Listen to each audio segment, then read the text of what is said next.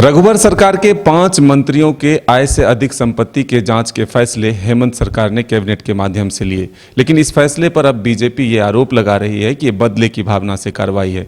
इस वक्त हमारे साथ मौजूद हैं बातचीत के लिए कांग्रेस के वरिष्ठ नेता राजीव रंजन जी। राजीव जी, ये जो आरोप है इसको किस रूप में आप देखते हैं? बीजेपी कह रही है कि बदले की भावना से कार्रवाई। अब इसका जवाब तो सबसे बढ़िया वर्तमान भारतीय जनता पार्टी के जो प्रदेश अध्यक्ष बनाए गए हैं उनको ही देना चाहिए, क्योंकि रघुवर के कार्यकाल के दौरान आपको भी ज्ञात होगा कि सबसे ज़्यादा अगर मुखरता के साथ किसी ने पूरे रघुवर शासन के सीबीआई जांच की मांग की थी तो वो बाबूलाल मरांडी थे। ये अलग बात है कि अब कुतुब मीनार से कूदने के बाद उनका स्वर जो है आजकल बदला बदला हुआ सा नजर आ रहा है। और जहाँ तक वर्तमान जो निर्देश आया है कैबिनेट में बैठक के बाद पी दर्ज करने का, तो वो आप भी जानते हैं, वो पूरा झारखंड का एक एक बच्चा जानता है कि एक पीआईएल दर्ज हुआ था जिसमें इन्होंने चुनावी जो हलफनामा दिया था, आय से अधिक संपत्ति का मामला बनता है, तो प्रथम दृष्टया यह पाया गया था कि इसकी जांच होनी चाहिए। तो भाई हाथ कंगन को आरसी क्या, पढ़े लिखे को फारसी क्या, जांच होने दे। भारतीय जनता पार्टी तो सुचिता की राजनीति करती है, तो अब घबराहट क्यों है? लेकिन बीजेपी ये कह रही है कि एक ही चीज को जब जब ये सरकार फंसती है तब ये ढोल अलापती है, ढोल बजाते हैं, बैंड बजाते हैं। यह फैसला पहले भी लिया गया तो फिर कैबिनेट में लाने की क्या जरूरत? देखिए, कोई भी चीज कानूनी तरीके से होना चाहिए। हम पहले करते तो ये कहा जाता कि मुख्यमंत्री जो है वो बदले की कार्रवाई कर रहे हैं। तो अब तो पूरे कैबिनेट का फैसला है और पीआईएल में जो मामले सामने आए उसके बाद यह फैसला लिया गया, तो भारतीय जनता पार्टी को तो इससे ऐतराज नहीं होना चाहिए। फिर ये ऐतराज क्यों, ये घबराहट क्यों, ये बेचैनी क्यों? बीजेपी कह रही है कि जितने भी वादे थे सरकार के वो पूरे नहीं हुए, तो अब लोगों का ध्यान भटकाने का ये एक नया तरीका है। देखिए, ध्यान भटकाना और लोगों को अटकाना लटकाना, ये सब विधा जो है भारतीय जनता पार्टी के लोग जानते हैं।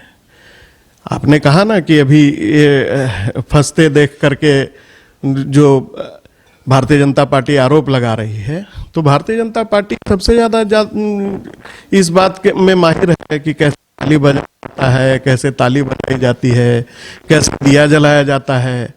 तो पर उपदेश कुशल बहुतेरे की राजनीति अब इस प्रदेश के अंदर और इस देश के अंदर नहीं चलने वाली है। इनकी सच्चाई जो है ये जग जाहिर हो चुकी है।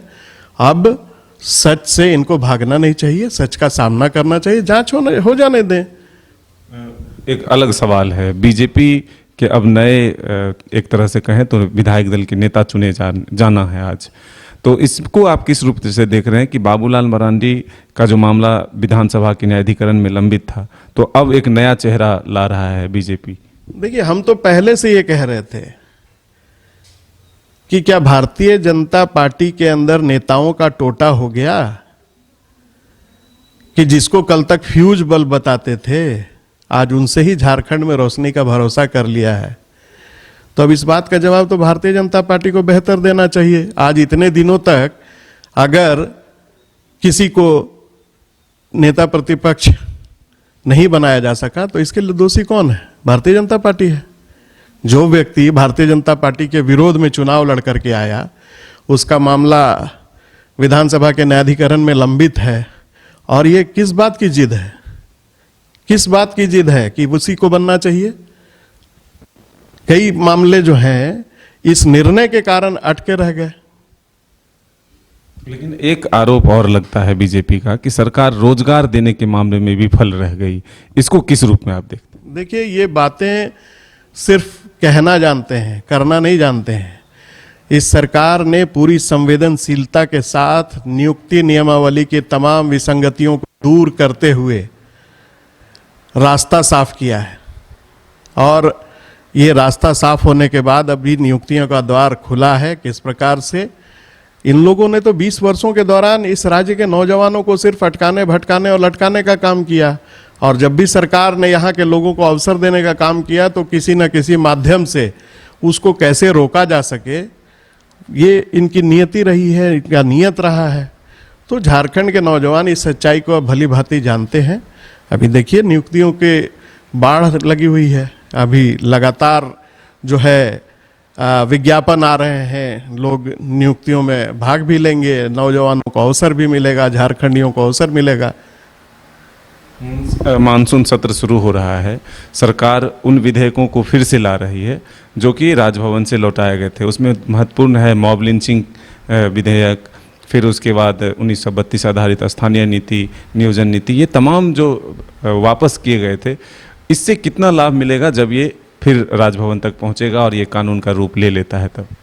निश्चित रूप से ये झारखंड के जनमानस की बात है और इसको लेकर के महागठबंधन सरकार सतत प्रयत्नशील रही। ये हमारा चुनावी वादा भी था और हम जो कहते हैं वो करते हैं। हम लोगों को अटकाते भटकाते और लटकाते नहीं हैं। आप देखें कि किस प्रकार से अंग्रेजी और हिंदी के रूपांतरण में मामले को लटकाया गया। एक संवैधानिक संस्था के द्वारा विधेयकों को किस प्रकार से वापस किया गया। तो इस बार सरकार ने निर्णय लिया है कि भाई हम हिंदी में ही सब कुछ भेजेंगे। अब फिर ये मामला नहीं बनता है। और जहां तक मॉब लिंचिंग की बात है तो वो तो सुप्रीम कोर्ट का आदेश था, उसके बाद तमाम राज्यों में उस पर कानून बनाए गए। तो झारखंड ने भी बनाने का निर्णय लिया। 1932 हमारा मुद्दा था, कल भी था, आज भी है, कल भी रहेगा। तो लग रहा है कि इस बार राजभवन से भी पास हो जाएगा। अब ये तो जो अभी हालात बन पड़े हैं हाल के दिनों में, जिस प्रकार से एक्ट किया जा रहा है एक संवैधानिक संस्था में बैठे हुए व्यक्ति के द्वारा, तो अब ये तो चीज़ें जब सामने आएंगी तभी इस पर कुछ कहा जा सकता है। रफ्ता रफ्ता वक्त गुजरने दीजिए, तस्वीर अपने आप साफ होती चली जाएगी कि जिस प्रकार से हर बात में आज राजभवन का हस्तक्षेप हो रहा है, तो जब तक ये पारित नहीं हो जाता है, वहाँ से वापस नहीं आ जाता है, इस पर कोई भी राजनीतिक प्रतिक्रिया देना अभी मैं उचित नहीं समझता हूँ। तो बिल्कुल आपने राजीव रंजन जी को सुना। ये कह रहे हैं कि बीजेपी सुचिता की राजनीति अगर करती है तो जो जांच के आदेश हुए हैं इससे डरने और घबराने की ज़रूरत नहीं है, बल्कि उसका सामना करने की ज़रूरत है। अपने सहयोगी नितिन के साथ मदन सिंह, न्यूज़ बायस्कोप, रांची।